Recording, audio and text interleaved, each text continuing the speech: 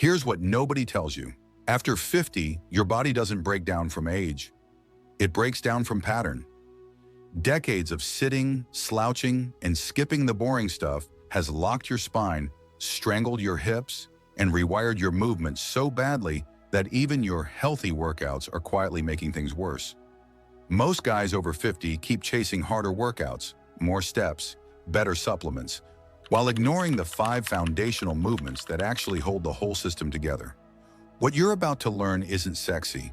There are no heavy weights, no sweat-soaked finishers, no personal records to chase.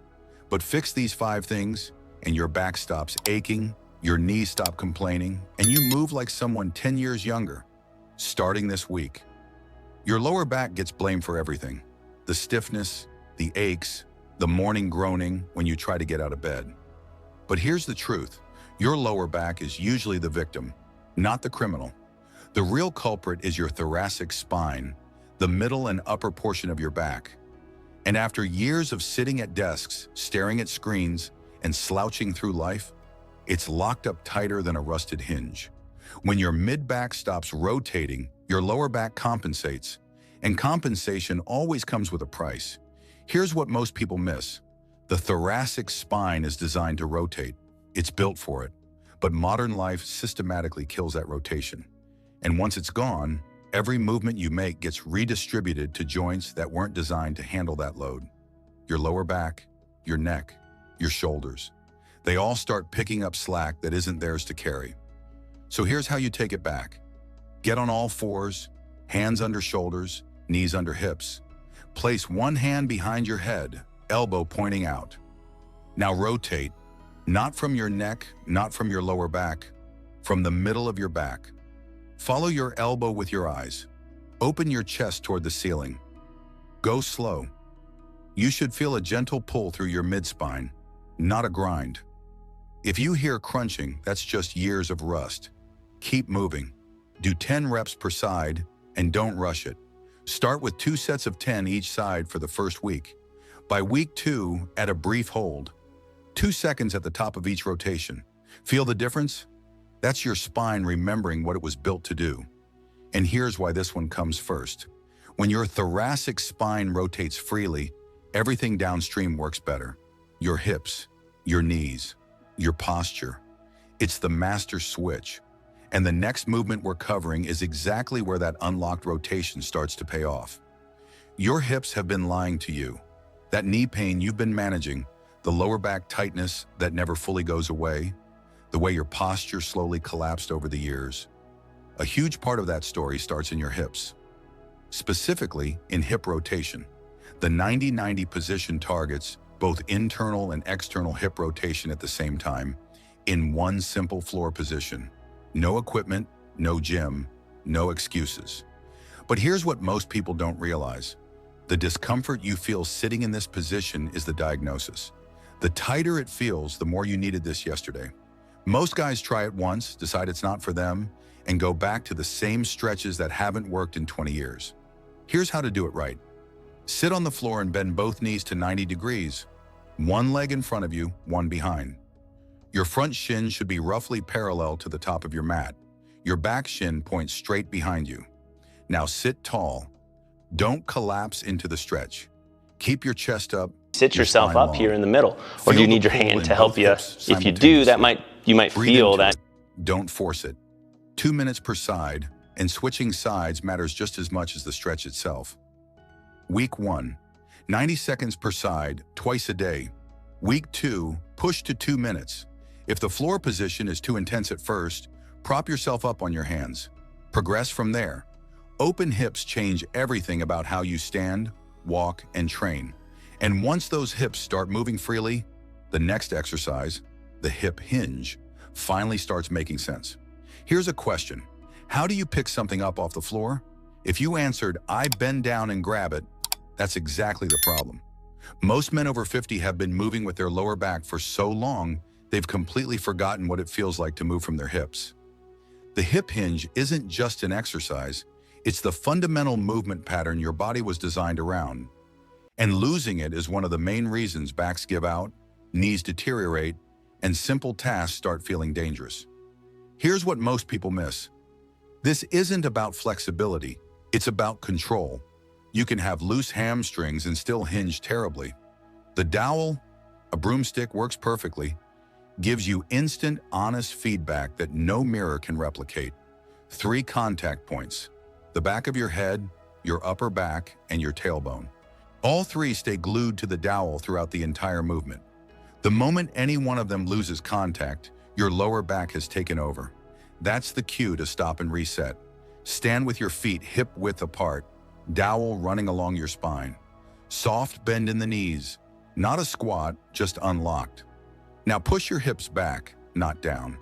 Imagine you're trying to touch the wall behind you with your tailbone. Your chest drops toward the floor as your hips drive back. Keep your weight in your heels. Keep all 3 points of contact. When you feel a strong pull in your hamstrings, you've found the hinge. Drive your hips forward to stand back up. Week 1. 3 sets of 8 reps, focusing only on maintaining all 3 contact points. Week 2. Add a brief pause at the bottom, 2 seconds, and really feel where the tension lives. No weight yet. Master the pattern first. Once this clicks, you'll feel it everywhere. Deadlifts, picking up groceries, getting out of a car. And the muscle we cover next? It's been quietly sabotaging this movement for years without you even knowing it.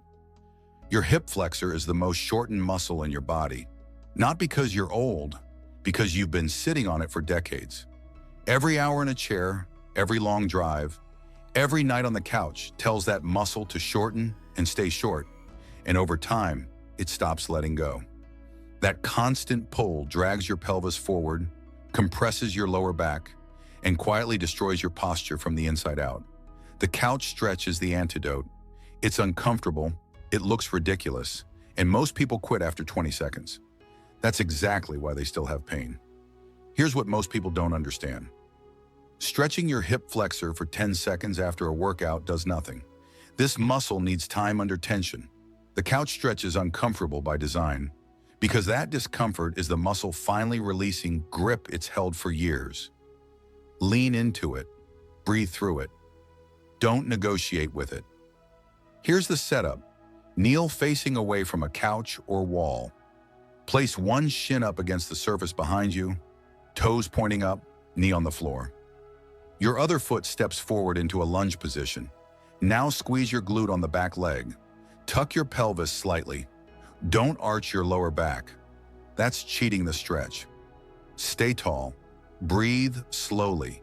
You should feel a deep pull at the front of your hip, not your knee. Week 1, 60 seconds per side, twice daily. Week 2, push to 90 seconds. If the full position is too intense, start with just a kneeling lunge against the floor before elevating the foot. 2 minutes per side every day reshapes a muscle that's been locked for decades. And once that grip releases, the final exercise hits completely differently, because now your legs actually have a foundation to push from.